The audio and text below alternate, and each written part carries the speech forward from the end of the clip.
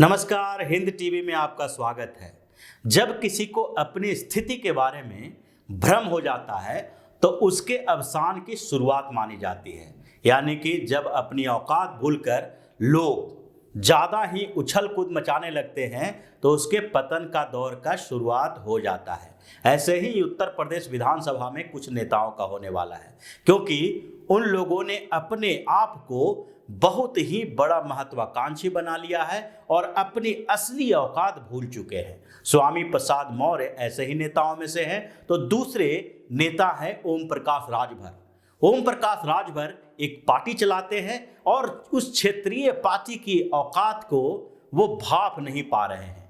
उनके बारे में जानकारी तब होगी जब उनके अतीत को देखेंगे, क्योंकि व्यक्ति का अतीत ही उसके वर्तमान को प्रदर्शित करता है और उसके भविष्य के लिए दिशा निर्धारित करता है। ओम प्रकाश राजभर आजकल मीडिया के सुर्खियों में हैं। वो ऐसा महसूस करा रहे हैं कि भारतीय जनता पार्टी के गठबंधन से अलग होने के बाद भारतीय जनता पार्टी पूर्वांचल में अपना आधार खो चुकी है। ओबीसी वोट उनसे जा चुके हैं और राजभर इतने बड़े नेता हैं कि समाजवादी पार्टी के साथ आने के साथ ही पूर्वांचल में सपा का आधार इतना बढ़ गया है कि अब भारतीय जनता पार्टी को वहां मात दे सकती है। लेकिन राजभर अपनी वो स्थिति भूल चुके हैं जब करीब 15 सालों तक राजनीति करने के बावजूद न तो वो खुद जीत पाए और न उनकी पार्टी को कहीं भी किसी भी चुनाव में एक विधायक का सांसद बन पाया। कहीं भी कोई चुनाव वो जीत नहीं पाए।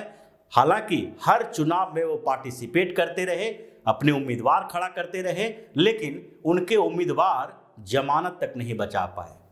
अगर उनके इतिहास के बारे में जानेंगे तो पता चलेगा कि ओम प्रकाश राजभर के खाता खुलने का एक कारण भारतीय जनता पार्टी के साथ गठबंधन रहा है। 2002 में ओम प्रकाश राजभर ने एक पार्टी बनाई जिसका नाम दिया सुहलदेव भारतीय समाज पार्टी। इस पार्टी का मुख्यालय बलिया जिले के रसरा में रखा गया और पूर्वांचल के साथ साथ बिहार के कुछ क्षेत्रों में, यानी पूर्वी उत्तर प्रदेश और बिहार के कुछ क्षेत्रों में अपने प्रभाव की बात वो करने लगे। अपनी स्थिति को बढ़ा चढ़ाकर पेश करने लगे और बताने लगे कि ओम प्रकाश राजभर की पार्टी अब हर चुनाव में लड़ेगी और राजभर का समर्थन उनको है। यानी कि 95% राजभर उनके साथ हैं। उनकी औकात 30 से 40 विधानसभा के चुनाव को प्रभावित कर सकती है। लेकिन ऐसा हुआ नहीं। 2002 में पार्टी बनने के बाद 2004 के लोकसभा चुनाव में उन्होंने उम्मीदवार उतारे। 14 उम्मीदवार उनके थे, जिसमें से 13 उम्मीदवार उत्तर प्रदेश में उतारे गए और एक उम्मीदवार उनके जो थे वो बिहार में उतारे गए। लेकिन स्थिति अगर देखेंगे कि 2004 के लोकसभा चुनाव में उनके 14 उम्मीदवार मिलके भी 2,75,000 वोट ला पाए। उनके किसी भी उम्मीदवार की जमानत भी नहीं बच पाई। अगर 14 उम्मीदवार मिलके 2,75,000 वोट लाते हैं तो इससे राजभर की स्थिति का पता चलता है। अगर 10,000, 8,000 एक लोकसभा चुनाव में कोई प्रत्याशी वोट लाता है तो उसमें उसके अपने व्यक्तित्व का भी योगदान माना जा सकता है पार्टी के अलावा, क्योंकि वो चुनाव लड़ रहा है तो उनके भी कुछ समर्थक हैं, कुछ लोग हैं, उसने कुछ अपने राजनीतिक पारी खेली है और कुछ लोगों को अपने इर्द गिर्द बिठा रखा है।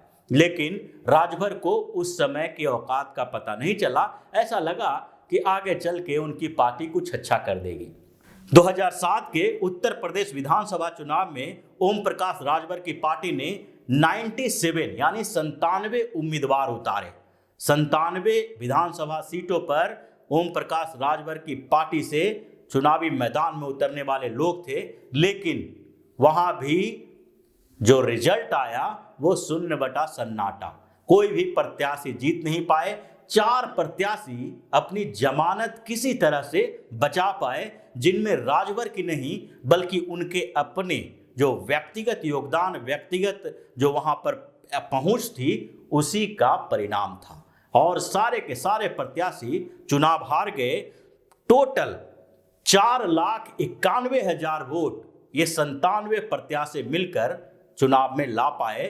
फिर भी राजभर को लगा कि अपनी जो उनकी महत्वाकांक्षा है धीरे धीरे बढ़ती गई और ओम प्रकाश राजभर को लगने लगा कि अब विधानसभा चुनाव से लोकसभा चुनाव तक जाते जाते उनकी स्थिति बदल जाएगी। लेकिन 2007 के बाद भी उनकी स्थिति वही रही और 2009 में जब लोकसभा चुनाव हुआ तो उसमें भी उन्होंने अपनी उम्मीदवार उतारे।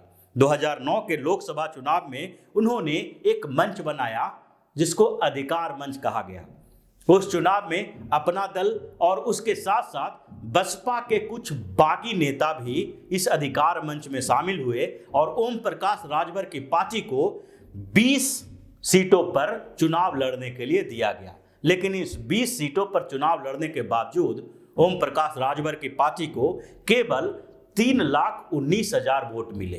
3,19,000 वोट लाने के बावजूद ओम प्रकाश राजभर को अपनी स्थिति का पता नहीं चल रहा था और यह भी नहीं समझ में आ रहा था कि उनकी राजनीतिक महत्वाकांक्षा, बढ़ती हुई राजनीतिक महत्वाकांक्षा को वहां के ओबीसी वोटर यानी कि राजभर समुदाय ही किस तरह से ले रही है। फिर भी उन्होंने आगे का चुनाव लड़ा और 2012 के उत्तर प्रदेश विधानसभा चुनाव में भी उन्होंने अपने 52 उम्मीदवार उतारे। 52 उम्मीदवार की स्थिति वही थी और फिर उनको एक भी सीट नहीं मिली और सब मिला के उनको 4,77,000 वोट आए।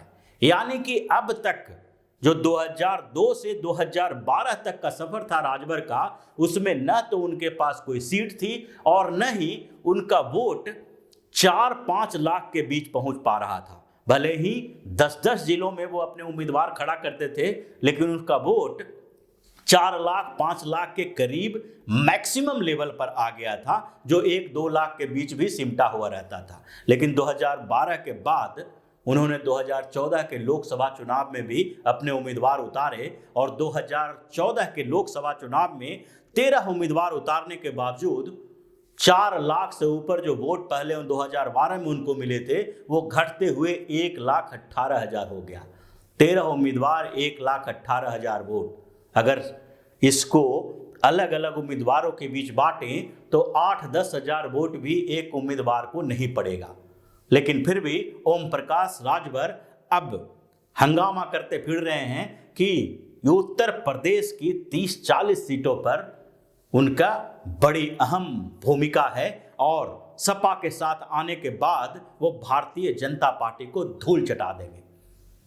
उनका खाता खुलवाने में भारतीय जनता पार्टी का योगदान रहा, क्योंकि 2014 तक ओम प्रकाश राजभर के पास न तो सीट थी न वोट थे। विधानसभा चुनाव 2017 में उत्तर प्रदेश में होने वाले उस चुनाव में ओम प्रकाश राजभर को भारतीय जनता पार्टी का सहारा मिला। भारतीय जनता पार्टी के साथ उन्होंने गठबंधन किया और उस गठबंधन के कारण भाजपा ने 8 सीटें उन्हें दी। 8 सीटों में से 4 सीटों पर राजभर की जीत हुई। राजभर पहली बार लखनऊ के विधानसभा पहुंचे और विधानसभा पहुंचने के साथ उनको इतना सम्मान दिया गया कि उन्हें पहली बार जीतने के बावजूद मंत्री पद का दिया गया। मंत्री बनने के बाद उनकी महत्वाकांक्षा और बढ़ गई और जब 2019 का लोकसभा चुनाव सामने आया तो उन्होंने भाजपा से बार्गेन करना शुरू कर दिया। उन्हें 2019 के लोकसभा चुनाव में भी सीट चाहिए थी ताकि भारतीय जनता पार्टी के गठबंधन के कारण उन्हें एक आध लोकसभा सीट भी मिल जाए। भाजपा ने उन्हें एक ऑफर भी किया कि घोसी लोकसभा सीट से आप अपने उम्मीदवार उतारें, लेकिन वो चुनाव चिन्ह भारतीय जनता पार्टी का होगा, उम्मीदवार आपका होगा और चुनाव चिन्ह भाजपा का होगा। लेकिन वो मान नहीं पाए और उसी समय उन्होंने भाजपा से गठबंधन तोड़ लिया। 2019 के लोकसभा चुनाव में उन्होंने पार्टिसिपेट किया और 39 उम्मीदवार उतारे। 39 उम्मीदवार उतारने के बावजूद उनका हश्र वही हुआ तो 2017 से पहले हो रहा था। एक भी उम्मीदवार जीत नहीं पाया और पूरे 39 उम्मीदवारों ने मिलकर 3,13,000 वोट पाए। यानी 2019 के लोकसभा चुनाव और 2012 का विधानसभा चुनाव या 2014 का लोकसभा चुनाव ये लगभग बराबर था ओम प्रकाश राजभर के लिए, क्योंकि ओम प्रकाश राजभर को अपने क्षेत्र में लोग सिर्फ और सिर्फ भाजपा के कारण जिताए थे, जो 2017 के चुनाव में देखने को मिला था। और अब फिर ओम प्रकाश राजभर भारतीय जनता पार्टी का साथ छोड़कर समाजवादी पार्टी के साथ आ गए हैं। उनकी महत्वाकांक्षा बढ़ी है, उनकी उम्मीदें बढ़ी है और अपने पुराने औकात को भूलकर नई औकात बनाने की कोशिश कर रहे हैं। लेकिन जो उनका अतीत है वो उनका पीछा नहीं छोड़ रहा है और अपने अतीत से पीछा छुड़ाने के लिए वो अपना वर्तमान और भविष्य बिगाड़ रहे हैं। जो उनकी स्थिति है वो किसी से छुपी हुई नहीं है कि 15 सालों के राजनीतिक कैरियर में ओम प्रकाश राजभर सिर्फ और सिर्फ 2017 के विधानसभा चुनाव में अच्छा प्रदर्शन कर पाए हैं। 8 सीट पर चुनाव लड़के 4 सीट पर जीत हासिल की है और अब फिर उसी स्थिति में आ गए हैं। इसलिए ओम प्रकाश राजभर आजकल हर जगह मीडिया में जाकर ये बताते चलते हैं कि 95% राजभर उनके साथ हैं और पूर्वांचल के समीकरण को बनाने या बिगाड़ने में उनकी बड़ी भूमिका हो सकती है। लेकिन अब 2022 के इस विधानसभा चुनाव में उन्हें उनकी औकात का पता चल जाएगा और पता चलेगा कि 17 और 22 के बीच गंगा में बहुत पानी बह चुका है। तो इसी तरह की खबरों के साथ फिर से हाजिर होंगे। तब तक के लिए बने रहिए हमारे साथ और देते रहिए हमें सहयोग, ताकि इसी तरह की खबर हम आपके लिए लाते रहें। धन्यवाद। अगर आपको हमारा वीडियो पसंद आया हो तो इसे लाइक करें, इस चैनल को सब्सक्राइब करें और हाँ, बेल आइकन भी दबाएं ताकि आप तक हमारे वीडियो की नोटिफिकेशन पहुंचते रहें। हमसे जुड़े रहने के लिए अपने सुझाव हमें कमेंट बॉक्स में देते रहें। हमें आपके सुझाव का इंतजार रहेगा। हमारे साथ जुड़ने के लिए धन्यवाद।